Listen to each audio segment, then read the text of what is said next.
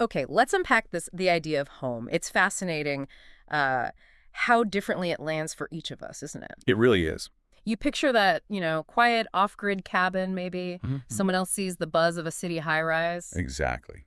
Different visions entirely. Makes you wonder, for everyone tuning in, what truly makes a way of living feel right. Precisely. And that's really the core of what we're digging into here. No two paths are identical, right? Right. So what home signifies is always going to hold a really personal meaning. We've got these really insightful sources that delve into that individual experience. Okay. And our mission, if you like, in this deep dive is to kind of navigate these perspectives, pull out the essential elements of what connects home to, a meaningful life. Beyond just the bricks and mortar. Yeah, exactly. Moving beyond just the physical structure. Yeah. And an insight right away, the so-called ideal home. It's deeply personal. It's not some universal blueprint. Absolutely. Because we're constantly shown these, picture-perfect homes. Oh, yeah. You know the vibe. Yeah. Open concept, minimalist. Smart everything. Probably smarter than my phone, yeah. But these sources, they make you pause and consider, is that the real goal? Right. Is that what actually matters? And this is where it gets really interesting. They guide us to look at something, deeper. Yeah. It's not just about the look, is it? It's about something much more foundational. Exactly. The sources really challenge this standard vision. Instead, they introduce home as a container. A container? Yeah, that's a really powerful way to think about it. A container for safety, sure, but also for growth, for rest, Yeah.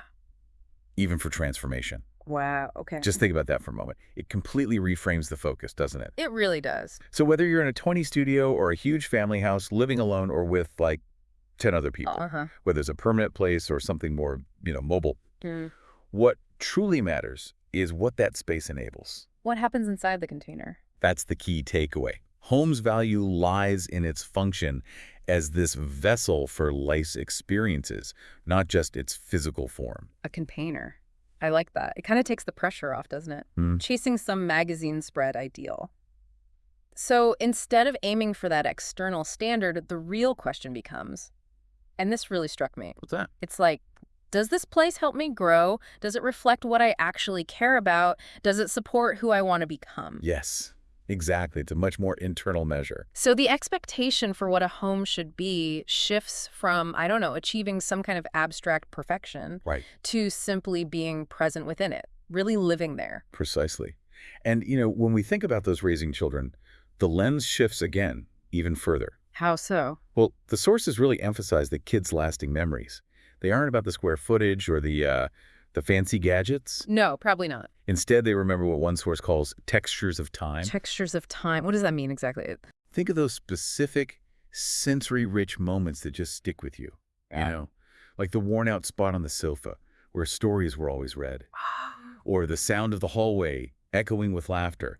The warmth from the kitchen when something good was cooking. That really deep feeling of being completely known, completely safe within those walls. That's so true. I can instantly picture the exact armchair in my childhood living room where my granddad read the paper.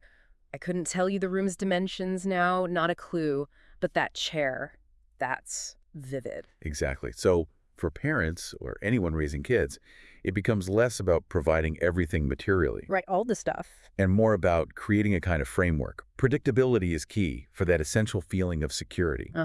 That baseline safety. But also enough flexibility within that structure to let them explore and figure out who they are. Okay, so cultivating a space for self-discovery. You got it. And this naturally leads us to a really critical distinction the sources make. The difference between our needs and our wants when it comes to home. Ah, yes. Needs versus wants. Classic. And they lay it out very clearly. Needs. Shelter, obviously. A place for rest, emotional security, the freedom to just be ourselves, a sense of belonging. The fundamental. Those are the fundamental needs. Then you have the wants. Maybe more square footage, a specific look, trying to impress people. Yeah, the social performance aspect. Oh, God. Or just validation. Or validation, bragging rights, exactly. Quick takeaway. Real home satisfaction. It comes from meeting those fundamental needs. Chasing the wants can actually leave you feeling pretty empty. And that's such an important reminder, isn't it? Because You can tick off all the boxes on the wants list, the big house, the perfect decor, and still feel like something's fundamentally missing. Absolutely. We see that all the time. But on the flip side, you could be in a really humble space Uh-huh. and feel incredibly rich, radically content, completely at ease. The core message here, which I find so powerful, is that the most luxurious home is one where you feel at home, in your space, in your skin, in your story. That really captures the essence of it. Beautifully put. Doesn't it? It does. And it flows naturally into how we should approach living within that home. Okay. The sources encourage us to live aware, essentially, to cultivate less sort of shame about our living situation. Right, less comparison. And more gratitude, more appreciation for what we actually have. It's about having the courage to really look at our choices, how we live, and maybe more importantly, why we live that way. It's about being intentional then. Exactly. Intentionality is key. Creating homes that are like vibrant centers where we don't just crash, but where we genuinely flourish. Yes. Not just a warehouse for our possessions. Yeah, good way to put it. But a real backdrop for creating meaning through all those everyday rituals. The shared meals, the laughter, the quiet moments of reflection. It's the life lived within the walls that truly defines the home. Absolutely. Yeah. And building on that idea of home as a container for growth. Let's think about how it also functions as this storehouse for our experiences. Okay, like a memory bank? Kind of. The sources introduce this lovely concept that home is maybe less about the physical structure itself and more about the story it holds. It evolves into a kind of memory map, triggered by those subtle sensory cues we were talking about. Right. A familiar smell, the way the light hits a certain spot, maybe a song that was always playing. Yes. It's almost never the perfectly staged photo you remember, is it? Rarely. It's always something much more personal, more sensory. The sources even mention people dreaming of a specific hallway from childhood. Or a particular window. Or a meaningful window, yeah, where they felt something important. It really drives home that idea that the architecture of memory is what transforms a house into a home. Well said. And it's fascinating, too, to consider how our expectations of home are also just so deeply shaped by culture and class. Oh, absolutely. Huge influences. What's seen as essential or desirable varies massively, doesn't it? In the U.S., there's often this strong focus on independence, owning your own place. The American dream thing. Right. Yeah. But in many Asian or Latin American cultures, you might see more multi-generational living, a much more communal approach being the norm. Very different dynamic. Totally. Yeah. And then you have nomadic or indigenous traditions where the connection to the land itself is central. And the idea of a fixed, contained home is, well, it's just different. Yeah. It really broadens our perspective. It really does put things in context. And then you add class into the mix. Right. What one person sees as a starter home, just getting on the ladder, Yeah. could be another person's absolute dream, the ultimate goal. Exactly. And the sources wisely point out that wealth isn't just material, is it? No. Someone might own very little, but feel incredibly rich in connection or time or just inner peace. Which leads to that really potent question for the listener. Yeah. Who told you what home should look like? And are they still right? Ooh, that's a good one.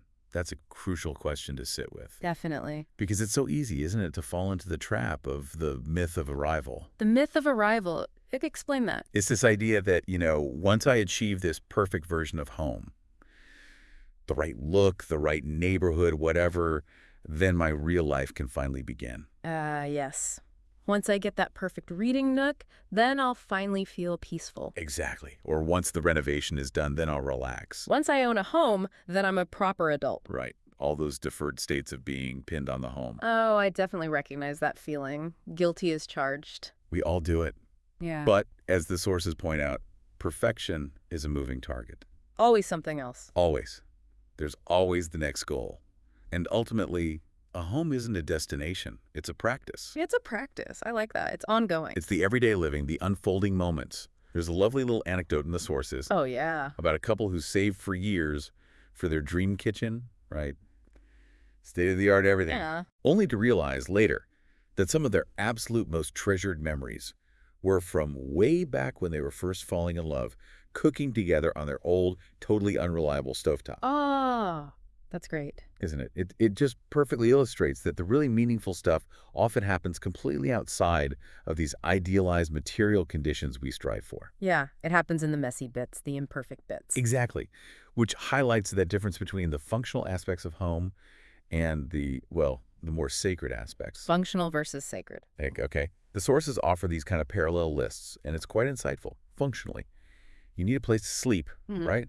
To eat, store your stuff, close the door for privacy, feel safe. The basics. The essentials for survival, almost. Pretty much.